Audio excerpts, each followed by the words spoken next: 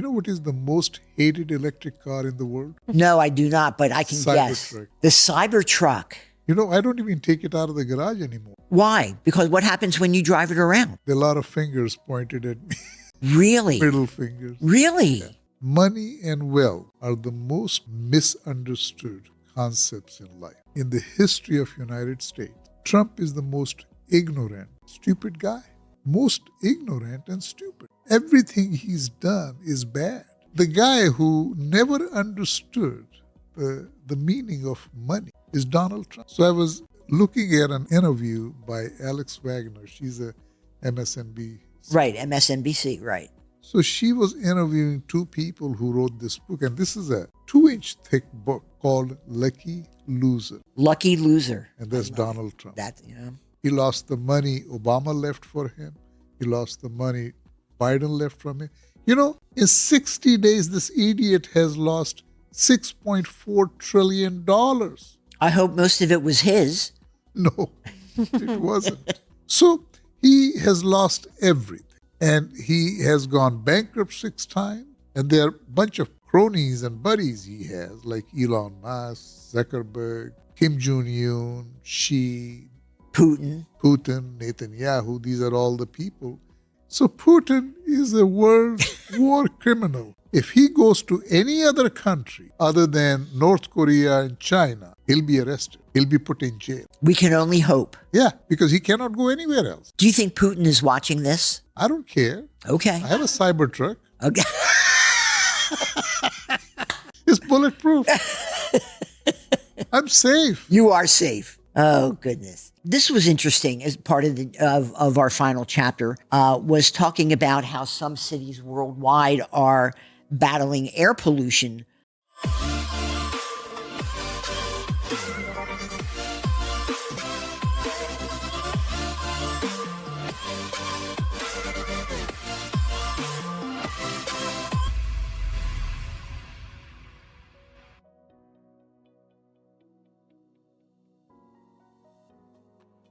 Hi, everybody, and welcome to another edition of the Professor Joy podcast.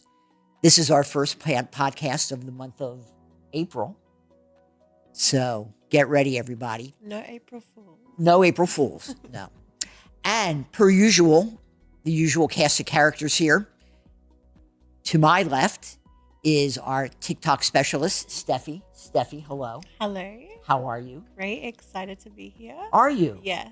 And I'm hoping at the end of the podcast, you'll have a little something for us. I do. Excellent. Excellent. And the man, the myth, the legend, the person who started all this madness, Professor Joy.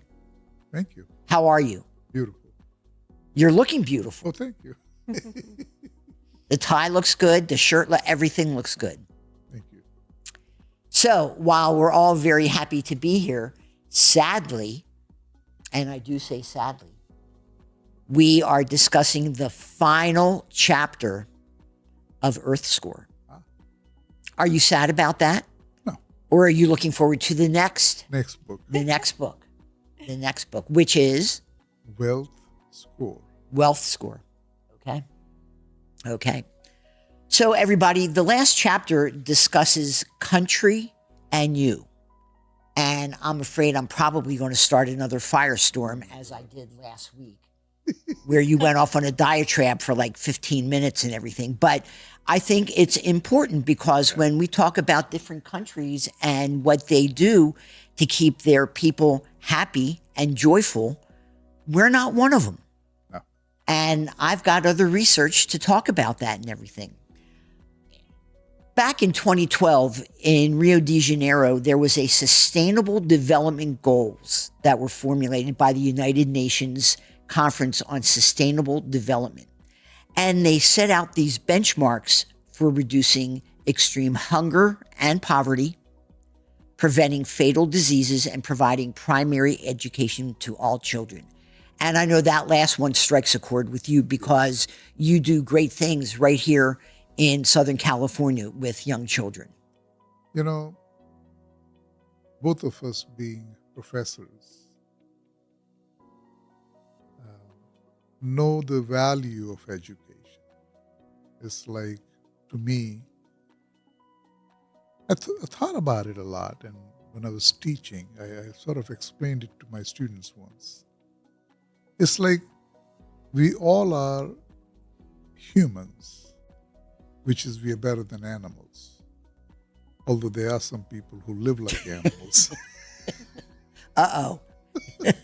I don't want to get started. No, let's not, no, not yet. But so I said, first of all, the difference between us as humans and animals is we can think and we can have empathy. Animals don't. They just can only think of themselves and take care of themselves. Right. Like Donald Trump, Right. Oh, my God. I'm sorry. That's okay. But I will say, though, that a lot of wonderful things happened under these guidelines that got set up by the United Nations. This program eradicated extreme poverty for more than 1 billion people, reduced child mortality by over 50%. Really? Yes. Cut the rate of school dropouts by more than 50%. And lowered HIV/AIDS infections by approximately 40%. Wow. So after this was done and they updated it in 2015, they outlined 17 ambitious objectives to be reached by 2030, which is only 5 years away. Yeah, that's not too far. That's not too far. And so I'm not going to read all of the goals, right. Professor Joy, but still, the goals were no poverty, which I don't think will happen in 5 years. I don't think you can ever achieve that goal of no poverty because there is a human element there. Some people who live in poverty is not because they can't do any better. They don't want to do any better. Right. So like homelessness, it's not something that they all have to be homeless, but they choose to be homeless. Right. Right. Zero hunger, good health and well-being, quality education, gender equity, clean water and sanitation, life below water, which means talking about the oceans and the seas and the animals who live in the seas, peace, justice, and strong institutions. The list is beautiful. But you're saying 5 years. I think it's going to take a lot longer. A lot longer. Absolutely. Yeah. There are some countries that have started some initiatives. Australia, which is where you're from. Yes. Australia started the Victorian Rabbit Action Network, a community-led initiative to protect land from invasive species. Brazil started a program which promotes social inclusion and provides stable income for waste collectors. Oh. Kenya has a program to provide clean water and sanitation in low-income areas. Right. Argentina offering affordable, safe medications. And Chile, promotion of women-led companies through the public market. Wow. So some countries have started to do some things. Right. Of course, as you can tell, you didn't see the United States of America. I was gonna say, aren't they the richest country Allegedly. in the world? Yeah. Number one country And in they're the not world. doing anything. Well, yeah, nothing that is it's here and everything. I mean, somehow, now, I wonder if things were different before Donald Trump. Because Biden had done some stuff. I don't recall what all, but he had some initiatives. Well, he was certainly a part of some of the climate accords. Absolutely. That Obama was the first one who signed on that. Yes. And I would say, in the recent history, although it becomes political to say that, but the two of the people who I recall had some sense of people was Clinton and Obama, although they both happen to be Democrats. Yes. Yes, they did. Yes, they did. This was interesting as part of of our final chapter. Was talking about how some cities worldwide are battling air pollution from excessive car use. Now, here were some statistics I did not know. More than 90% of people are exposed to harmful air daily. Yeah. Daily. And car accidents cause around 1.3 million deaths every year. Worldwide. Worldwide. And there are some countries who are offering up car-free roads so that bikes can have free travel in their countries.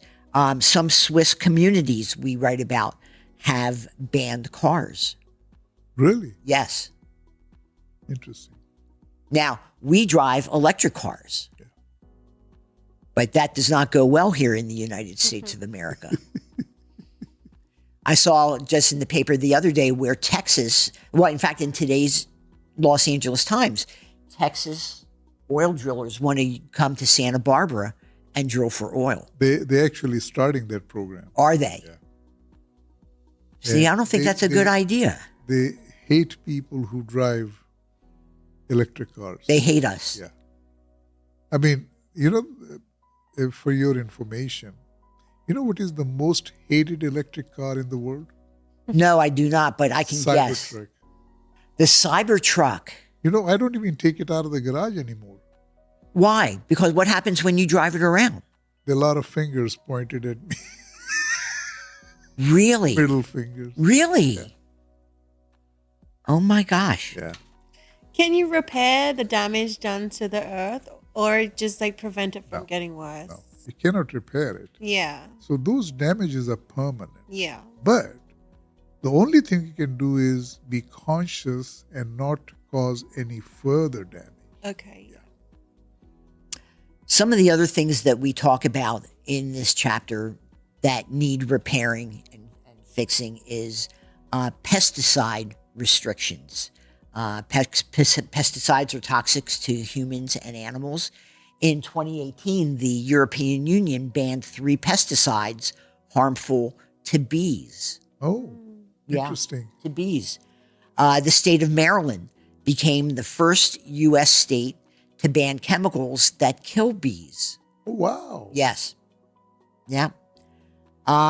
There are some countries that ban fishing of some sort of some species of fish. One country took pioneering steps by creating a no fishing zone equivalent to the size of Spain. Wow. Yes. And establishing the world's first shark sanctuary to safeguard marine biodiversity. Yeah. Eliminating food waste is a big deal around here. And in 2016, France enacted legislation mandating that supermarkets donate surplus food to help those in need, effectively cutting down on waste while aiding vulnerable communities. Yeah. I know that our local Trader Joe's, I know Yeah, they they do always that, see cars. A lot of to the back. restaurants and stuff do that. Yes. They would, end of the day, donate food to the Yeah. homeless people. Protecting endangered species. Individuals can volunteer with scientists and conservationists to gather data and develop strategies to protect these species. And 3 that we mentioned in the chapter include sea turtles, rhinos that are poached for their horns, Oh, my God. which is horrible. And elephants. Yes, that's the 3rd thing. Well done. You read the chapter. You wrote the darn chapter. Asian elephants, endangered due to habitat loss and exploitation in the tourism industry. I don't want to get you started, but didn't Trump reverse the straw law? Yeah. Yeah. What was that? Straw law. So like, you have to ask for a straw and they're trying to cut back on the straw. Oh, yes. Trump reversed that. So, and I'm okay to say that in the history of United States, Trump is the most ignorant, stupid guy. Most ignorant and stupid. Everything he's done is bad. Do you know, in 2 months, we have lost $6.4 trillion? In 2 months. I hope all your money's not in the stock No, market. it's not, but the guy's an idiot. Huh? Yeah. Unbelievable. And Yeah. I can't shop on Shein anymore because of tariffs. And I know yesterday there were a lot of protests around Yes, the country. absolutely. The hands-off Yeah. protests and everything were in Long Beach and Lakewood and Yeah. downtown Los Yeah. Angeles, Yeah. all around Absolutely. the country. Yeah. Will it make a change? Not really. No. It doesn't make any difference to him. It really doesn't. It The guy doesn't. has no empathy to No. anybody. And his 60 million followers don't either. It's really sad. Yeah. Yeah. So we conclude the chapter, Professor Joy, by talking about how, and this is something we've talked about before, preserving the environment isn't only charity, it is a strategic imperative benefiting everyone. Small changes in lifestyle can collectively lead to significant positive impacts. And our environment influences both our thoughts and behaviors, impacting our well-being beyond material wealth. You know, we kind of finished the last chapter, but the whole purpose of writing the book was for it to be almost like a resource guide for everybody. Right. So people become familiar and educated about what are the issues, challenges we are facing. Yeah. Because if we don't do something, and it's not something we can just say, well, the government has to do it. No, we all have to collectively do something. Yeah. We all have to become conscious and do our part. I'm so glad you mentioned the word collective, because the very last paragraph of this chapter says, through collective understanding and action, we can reverse destructive trends and pave the way for a resilient future. Absolutely. So now, you two, comes my research time that I always love to share with you. This was from Greater Good magazine. Yes. Could the search for personal happiness be a problem when it comes to building a sustainable world? After all, sustainability means meeting our current needs for a good life without taking away from future generations and focusing on our pleasure in the present, which could have environmental costs in the future. But a new study suggests that happiness is not detrimental to sustainability. And in fact, they may go hand in hand. Absolutely. It really does. Absolutely. So researchers use surveys from 152 countries to see how happiness was related to sustainability goals and behavior. And they use the World Happiness Report, which we just talked about a couple weeks ago, because Finland, for the seventh consecutive year, is number one. And they also use the World Database of Happiness, which I hadn't heard of. The researchers looked at how much these countries consumed, how much they were reaching sustainability goals as set out by the United Nations, and how much they recycled. And they found that happier countries consumed more in general than less happy countries. But even though they consumed more, happier countries were also better at reaching sustainability goals and recycling. Is there a money element in there? If like happier countries can consume more, like would there be like a wealth element? That's a great question. And I'm not sure that they talked about this in this particular research that they did, but that's a great question. The researchers found that happiness doesn't have to be a barrier to sustainability. And that may be counterintuitive, but governments and other messengers may say that sacrificing one's happiness is necessary to create a more sustainable world, and that could be counterproductive to persuading people to taking care of the environment. The researchers concluded by saying, happy people are not selfish. We're not selfish. We're not selfish. And we're happy. They don't only care about their own happiness and refuse to care about others or the environment. The more awareness we have about this, the more governments and companies can start talking about sustainability from that perspective. But wait, there's more. This is from the World Happiness Report. You think you were done with me with just one issue? No. This dealt with urban versus rural. And this study showed that urban happiness falls below average rural happiness. So if you live in a rural community, you might be more happy than somebody who lives in an urban community. In most regions of the world, the higher levels of happiness in cities can be explained by better economic circumstances and opportunities. But in a number of the richer countries, the rural population is happier than its urban counterpart. I think we could probably put that down to traffic. Do you think so? Thanks, sorry. Especially in Los Angeles. Well, the concept of urban living versus rural is such that they are more nature-oriented in rural settings. Mm.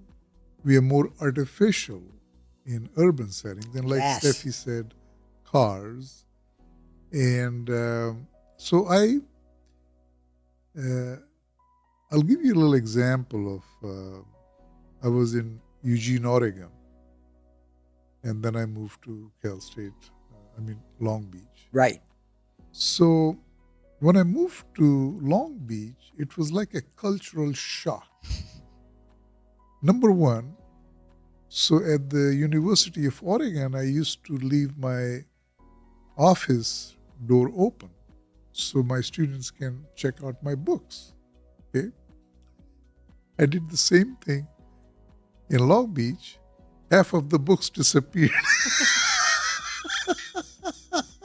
Wow, that is a cultural You know, shock. Yes. So the places are the culture, the behavioral patterns are different. And Eugene, even though it was a city, but it's a small city, more like a rural setting, Absolutely. university town. Yep. Long Beach is more urban, close to LA, It is the second largest city in LA County. Yeah, So the behaviors are different. yes, very much so. Thinking is so different. Yes.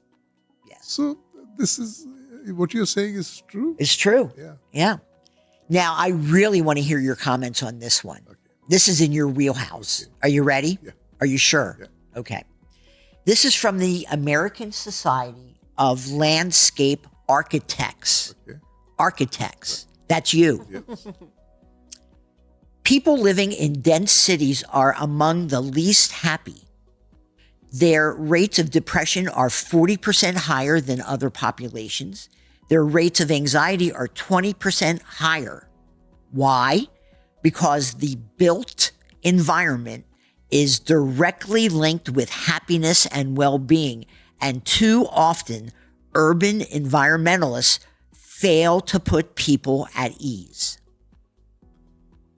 That's true. Is it? You agree with that? Yeah.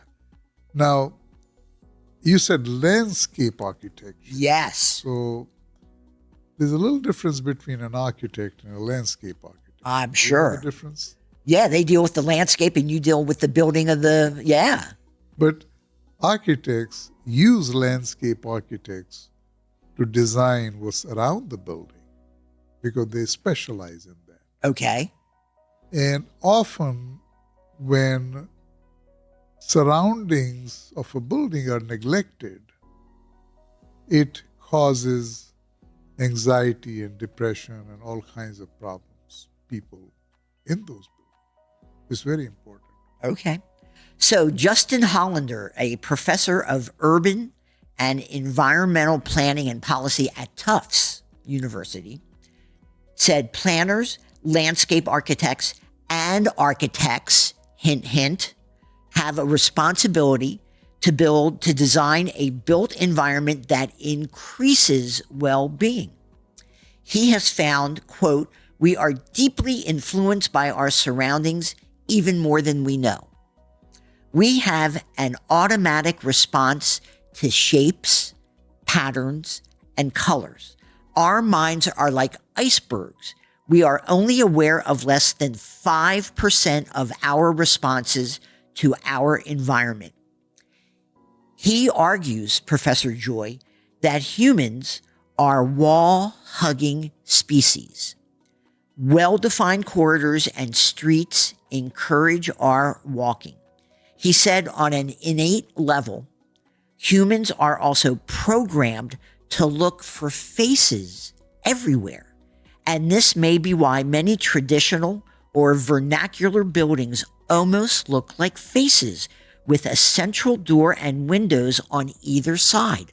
I've never heard this before. Is that true? Do you try to make a building look like a face? Not really, but buildings like people have personality. So when you look at a building, you have a perception.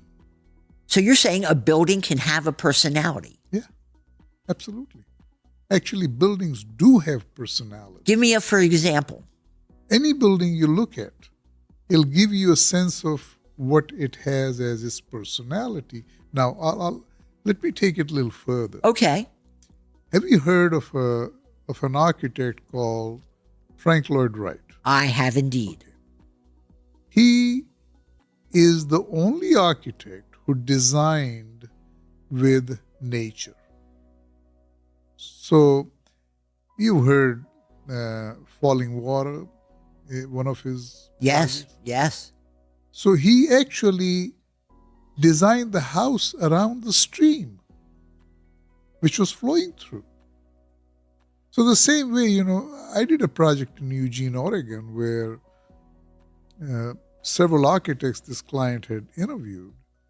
It had a very historic, over 100-year-old cherry tree in the middle of the land, whole block. And architects said, this tree has to go, because... No, you can't chop down. No, you're not George Washington. So I said, this is the most beautiful thing this site has.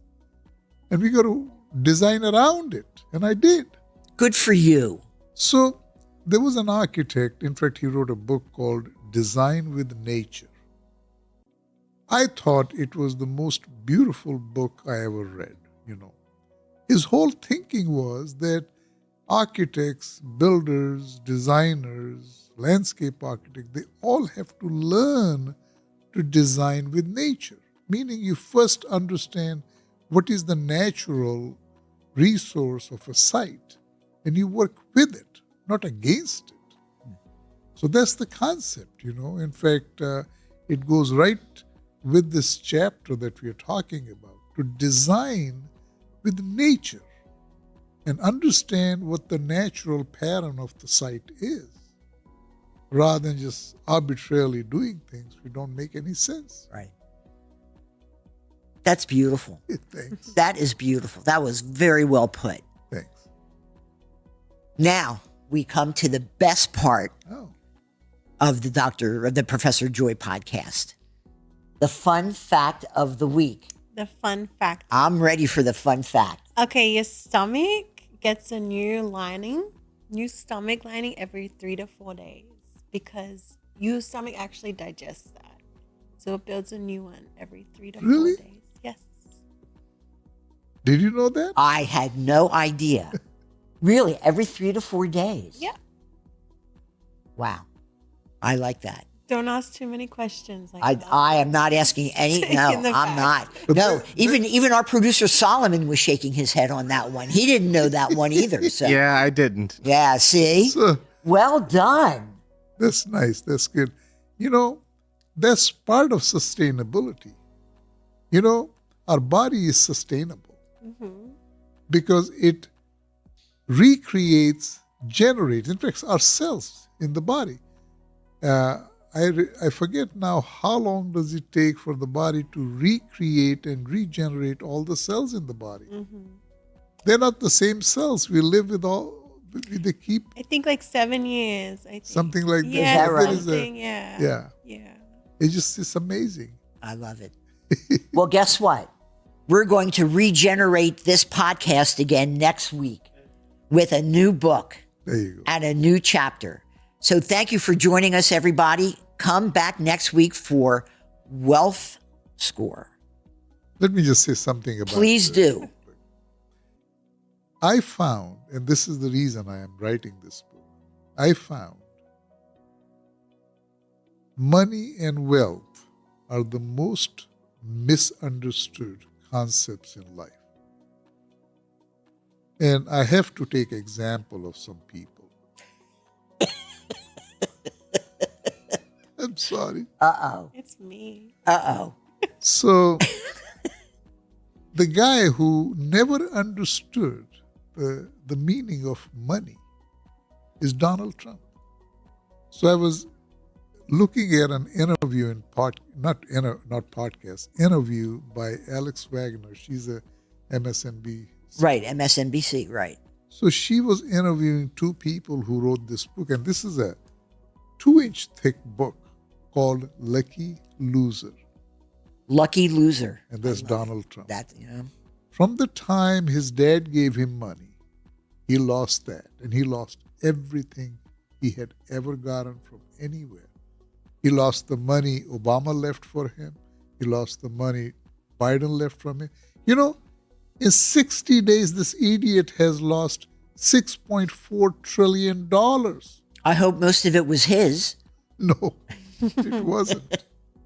So he has lost everything. And he has gone bankrupt 6 times. Did you know he has 34 felonies? I did not. But I did know that he was a convicted felon. felon. Yes. Now, in any federal office, if you want to apply for a job as a clerk, they do your background check. Okay. This guy would not qualify to get a job as a clerk in a federal office. Is he still allowed to vote because he's a convicted felon? That I don't know. Okay.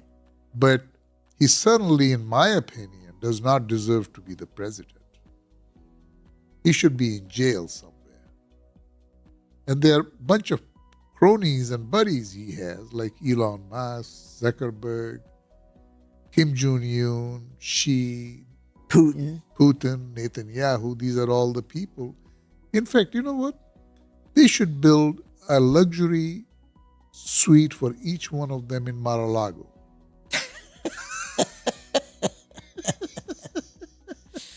And they should have a beautiful life in Trump's Mar-a-Lago. In his compound and everything, right? And they have golf course. I was going to say, and it's built with nature. Absolutely. Well, there you go.